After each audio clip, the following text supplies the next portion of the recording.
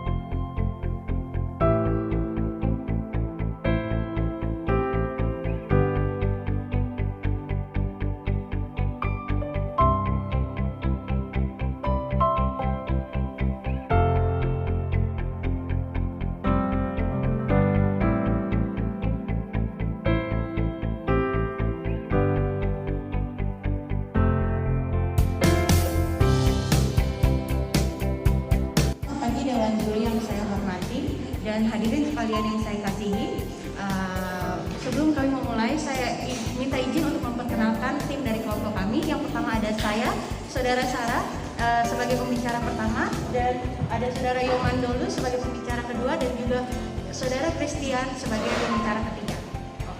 Ambang batas pencalonan presiden dan wakil presiden atau yang biasa kita kenal sebagai presidential threshold adalah batasan kepemilikan kursi di DPR atau raihan suara partai politik untuk mencalonkan diri menjadi presiden atau wakil presiden. Aturan ini telah diterapkan di Indonesia sejak tahun 2004. Saya dan kelompok sangat setuju akan mekanisme tersebut karena untuk menjadi presiden butuh seleksi yang sangat ketat dan tidak boleh asal-asalan. Jika dihilangkan presidential threshold, itu justru akan menjadi masalah tersendiri dalam sistem ketatanegaraan dan menjadi bentuk degradasi dalam sistem presidensial, sehingga mekanisme ini harus tetap dipertahankan. Presiden threshold yaitu 20% ya. Kalau kita bicara soal ambang batas pencalonan presiden itu adalah sebagian besar diatur di pasal 222 Undang-Undang Nomor 7 Tahun 2017. Jadi ini adalah pasal dari Undang-Undang tentang Pemilu yang menyebutkan bahwa pasangan calon diusulkan partai politik atau gabungan partai politik peserta pemilu yang memenuhi persyaratan perolehan kursi paling sedikit 20% dari jumlah kursi DPR atau memperoleh 25% dari suara sah secara nasional pada pemilu anggota DPR sebelumnya. Nah, kalau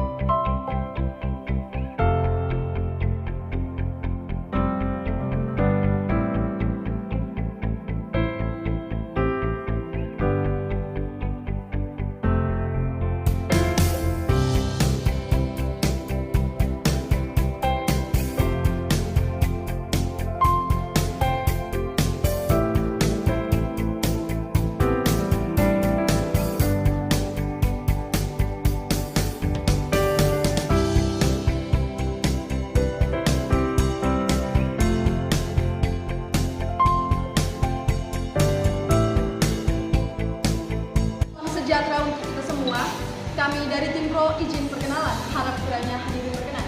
Perkenalkan, yang terhormat Dewan Juri yang arif dan bijaksana, rekan-rekan dari tim Kontra yang kami banggakan, serta hadirin yang kami hormati. Perkenalkan, saya Rani Rahel Septori selaku pembicara pertama, dan Ronaldo Tanti selaku pembicara kedua, dan Asten Bait selaku pembicara ketiga.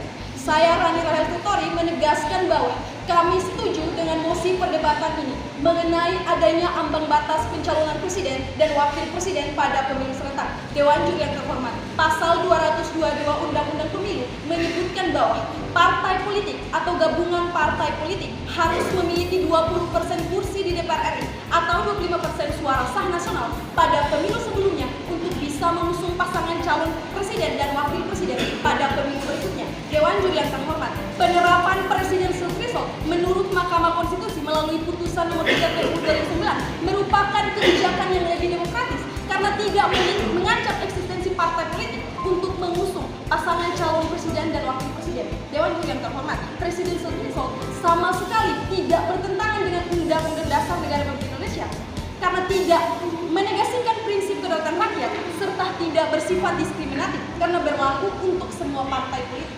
Sedangkan menurut putusan Mahkamah Konstitusi nomor 14 PUU 2013 bahwa ketentuan ambang batas pencalonan presiden dan wakil presiden adalah open legal policy. Dewan Juri yang terhormat, Mahkamah Konstitusi adalah suatu peradilan yang kita akui bahwa presidential threshold adalah open legal policy, yang artinya bahwa semuanya diserahkan kepada pembuat undang-undang. Apakah mau menggunakan presidential threshold atau tidak? Sejatinya digunakan karena mayoritas DPR RI sudah setuju bahwa memasukkan presidential threshold ke dalam undang-undang pemilu. Dewan Juri yang terhormat, bangsa kita adalah negara yang besar. Untuk itu, dengan diberlakukannya ambang batas pencalonan presiden dengan angka 20% dan 25% sangat efektif, sangat berkualitas karena akan dapat menghasilkan pemimpin yang lebih berkualitas. Dewan Juri yang terhormat. Dan juga pasal 6 ayat 2 bahwa yang ingin menjadi calon presiden, maka syaratnya terdapat di dalam Undang-Undang Dasar. Sekian dan terima kasih. Berdebat dengan tema penerapan ambang batas pencalonan presiden dan wakil presiden pada pemilu serentak. Perkenalkan, kami tim debat dengan nomor urut 7 dengan saya pembicara pertama Indah Patricia Cetrai, pembicara kedua Daniel Fani dan pembicara ketiga Yohanes Gopa. Pada titik posisi kami berdiri sebagai tim kontra terhadap penerapan ambang batas pencalonan presiden dan wakil presiden pada pemilu serentak. Dewan juri yang kami hormati, puncak tertinggi demokrasi adalah di mana pemilihan umum itu diselenggarakan berlandaskan asas langsung, umum, bebas, rahasia, jujur dan adil. Menurut Abraham Lincoln, demokrasi adalah pemerintahan dari rakyat, oleh rakyat dan untuk rakyat. Undang-Undang Dasar Negara Republik Indonesia tahun 1945 telah memberikan pedoman dalam pelaksanaan Pilpres di Indonesia. Pengaturan tersebut terdapat dalam pasal 6A ayat 2 Undang-Undang Dasar 1945 yang berbunyi, pasangan calon presiden dan wakil presiden diusulkan oleh partai politik atau gabungan partai politik beserta pemilu sebelum pelaksanaan pemilu. Dengan juga kami hormati, pasal tersebut memberi penjelasan bahwa setiap partai peserta pemilu memiliki hak dan kesempatan